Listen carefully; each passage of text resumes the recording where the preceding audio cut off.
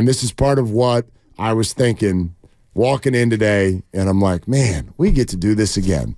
And it's interesting because I walk in, and there you are, and there's Nahagian, and we're kind of like, all right, man, what's everybody, what's shaking? What are we feeling? And at one point in the conversation, Matt looks at us and goes, hey, are you having fun?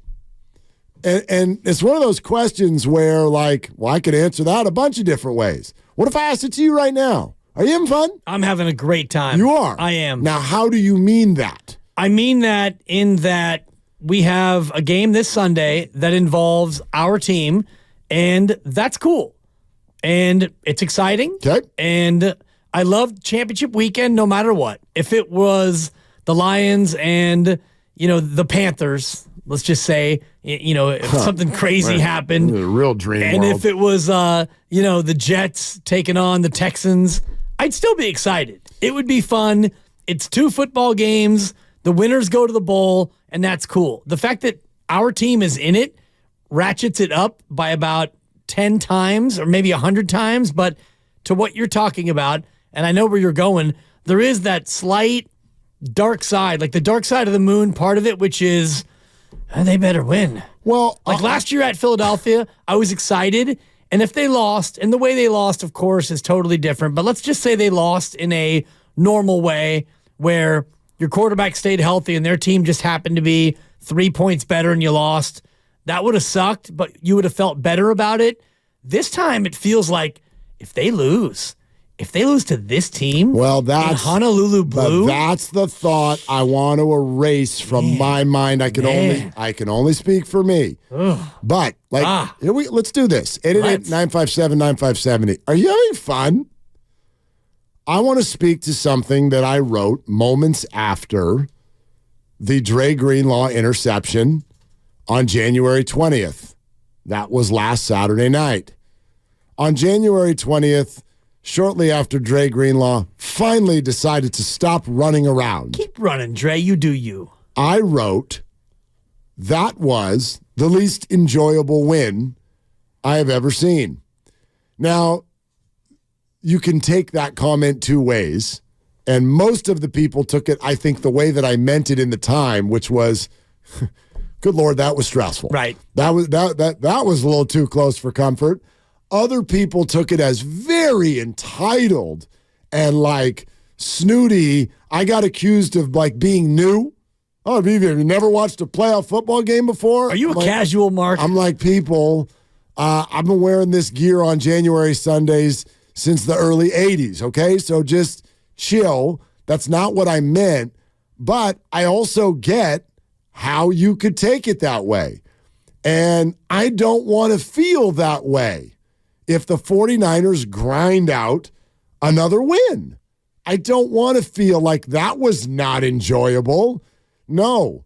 If we get to 6:45 on Sunday night and the 49ers have more points than the Lions, I want a big smile. I want to crack the favorite beverage, and I want to sit back and relax and start thinking about Vegas with a clear mind, clear eyes, full hearts. Is that what it is? Can't lose. Can't lose. Can't do it. Exactly. And so his question, are you having fun, is a good one. Has our fan base become the Bobby Cox Atlanta Braves fan base, which stopped showing up to playoff games? They didn't even fill their building for playoff games because winning the division was a birthright and in the eventual bore. It was a total bore. Why? Because they kept falling just short, and that fan base was only interested in the result. Give me championship or give me death. Right. And I do think we've arrived at that a little bit to where now it's sort of like I get it. It's kind of hard to enjoy the journey because we go on the journey almost every year. A little bit, and I get that. And I think a more recent comp would be the Golden State Warriors with Kevin Durant, where, you would get into the regular season. First year they go 67-15, yawn, and then you go 58-24 when you knew that they were in second gear at the most, and then they went out and they won the finals in both of those years, and you really didn't ever feel like any game had that urgency. Like last year at Philadelphia, we sent Bonte and Shasky, or they went of their own volition, and they went out there with a bunch of Niner fans, and they got showered with beer, hot dogs, epithets, and far worse. And it was like, my God. And it created a grudge, a justifiable grudge in Bonte and Joe that they will carry with them for the rest of their life. And I don't blame them for it. And I feel a little bit of it from the outside looking in, because those are my brothers. And to see what happened to our fans in that place, in that loss, with our quarterback getting hurt in that fashion. And so you think about the Philly game this year, that regular season game felt as intense, if not more intense, than last week's game against Green Bay. Oh, yes. And maybe even this week. I mean, this week has higher stakes, but in terms of that blood-boiling, venomous, bile in the back of your throat feeling, I mean, that feeling that you felt against Philadelphia this year was more visceral and more vile than what you're feeling here. Yes, you want to win and you want to beat the Lions, but you're not feeling the same sort of emotional feelings about the Lions.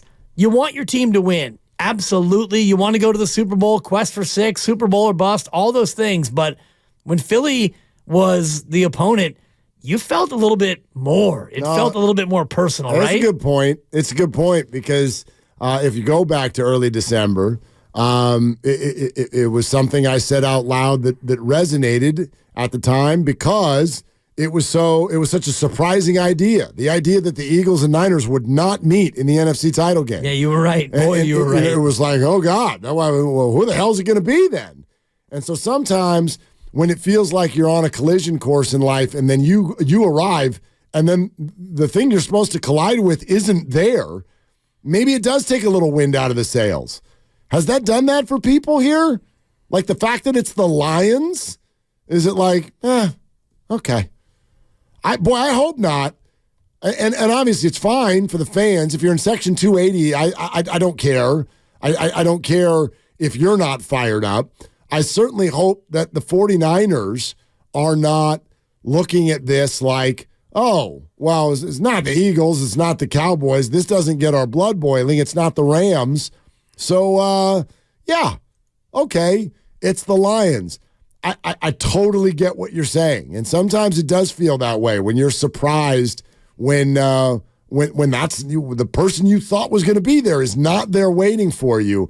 I don't know, though. I hope the 49ers look at that as what it is, which is an opportunity. This is an opportunity, and I don't mean that as disrespectful to the Lions because they're good, but they have collectively never been in an environment like this. This is so new to them. The stakes have never been this high. They've never done even things like they've done this year away from their fans and their building and all of that. So I think that's a huge edge in this game for the 49ers. Agreed, and I think that by the time we get to kick off, all of that feeling maybe of being lackadaisical or not having that same sort of a blood feud feeling for Niner fans, that all goes away once you get into Sunday and you get the Ravens and the Chiefs in the morning and that game gets close to the end. And as a 49er fan, you realize, okay, you see who wins the morning game and now you know who you would play if you win this game, and it won't matter come 3:30 on Sunday who you're playing, and you'll start to get yourself in the right mindset, which is this team is good. No team makes it to this point by getting a couple of cheap calls and a couple of fluky bounces. This is a team that had an inside track to be the number 1 seed throughout the later part of the regular season, and if it wasn't for a miscommunication with the officials against Dallas, they probably would be the 1 seed, and this game would be at Ford Field. By the way, you brought it up, so I wonder. First of all, who do you think wins the AFC Championship game? I think it's Kansas City. You do? I think that when it comes down to it, I love Baltimore, and I've been on Baltimore for a long time. Lamar Jackson was my fantasy QB. He's a different Lamar Jackson. They've got great receivers. Mark Andrews is going to play. He's cleared. He's going to be up. He's going to play. They've got the home field. They're the better team and all the rest of it. Baltimore Joe, a dear friend from Baltimore. It's all about the Ravens. Patrick Mahomes. Yeah. Mahomes. Yeah. I'm not going to pick against Patrick Mahomes. I will. He's never won a road playoff game before. Well, then he just did. Then he did. And I mean, this is the guy, I don't know, there's something about this guy Their offense is not as good as the Ravens D, and the Ravens offense is probably even better than the Chiefs D, which is a good defense. Mahomes. Yeah. No, you might be right. Mahomes. I'll bite. I think. What's the spread? 3 and a hook? It might just be 3, actually. Okay. It might still be just 3. And I'm not going to bet it, Grandy. So in case you want to lay all your money on Baltimore, it's all the way up to 4. Number 4. It's up to 4. All right. Yeah. Yeah. Went up to 4. All right, Grandy. Okay. I'm taking the Chiefs in the 4. No, please, Dibs, don't. That's what I was going to do. Yeah, no, dude, take the Ravens. Your boys been ice, baby. Yeah, take the ding, Ravens. ding, ding, ding, ding, No, the 49ers are going to play the Ravens in the Super Bowl in a couple weeks. 49ers are going to play the Ravens in the Super Bowl. Niners? I got the Lions. Yeah. Yeah. No, I already said when you were out, I said take the Niners and lay the 7, and Grandy was mad. Lucas, no. Because your boy's been a little cold of late. No, I know you. I know you have. Niners by 10. Book it. Lock it down. Lock it up. It might be Let's more. go. It might be more. It might be more. Niners? Look. Not 5, not 6, not 7. Dude, all right. Remember I said, look. This is not a who was right, who was whatever. I've always, there's one thing that I think is kind of like the linchpin of a game. Last week it was, does Aaron Jones average 5 yards a carry? If he does, this thing's going to be close. If he doesn't, the Niners are going to tilt this thing in the wrong direction, and they're going to win the game by a lot. And I know his yards per carry was built by one big run, but they were able on first down to get going downhill, and so they kept it close. Here it is this week. If the 49ers put pressure on Jared Goff and the Lions' offensive line is good, but it's wounded in the middle. Yeah. Not on the edges, but in the middle. It's wounded in the middle. If they get pressure up the middle on Jared Goff, this is a blowout. I mean a blowout. Go see what happened when the Lions went to Baltimore in like week 5 or 6 or whatever it was. And the Ravens got pressure on Jared Goff up the middle. What was the final score? 44-6 or something? I mean, it was just an absolute runaway. I think the same thing is the case in this one. So we'll see. I know that sounds like it's hedging. I don't think the 49ers necessarily win by 10. I think they either win by 4 or they win by 20. I think Nothing it's more in between, like that. Yeah, because it's just going to be like that matchup to me determines that outcome. It's big, no doubt. And I was mentioning yesterday that their left guard is out, and so I think it's an Armstead game and it's a Hargrave game more than it is Bosa and Young on the outside. If you can cave the pocket from the inside out, Jared Goff is not equipped to, see it and run away from it and still make plays. It's not what he does. He likes a clean pocket. He likes to throw from a clean pocket. And if you can make the pocket dirty, I do like your chances, especially when you look at, Ambry Thomas, who is compromised in the secondary. He's hurt and he's not been playing well. And their tight end against the Niners linebackers, I think it's a good matchup for the 49ers. If you pressure him, then I think you're going to have Warner and Greenlaw maybe be able to make a pick and really impact the passing offense from Detroit. If you're just joining us, Deebo Samuel is in. He is off the injury report. After practice today, he will play in the NFC Championship game. Guess who's on the line, buddy? Guess who's on the line? All I see is the comment, ready for the game. That would be Phil Mo Mike. Phil Mo! Yo! What's good? Oh, man, living, working, chilling, getting ready for this game. I love Dibs' cadence.